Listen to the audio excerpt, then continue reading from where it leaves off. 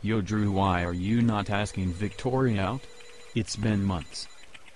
I know Cody, but she just broke up with her loser boyfriend and I just don't want to be involved with any of that if he comes back. He won't. It's Victoria, man. You've been wanting to say I love you to her since you came to this office. I did.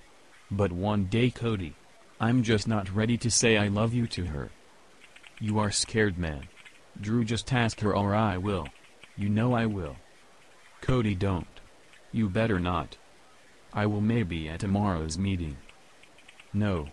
That will not go well with our boss. Our boss won't care. So see you tomorrow at the very important meeting, Drew.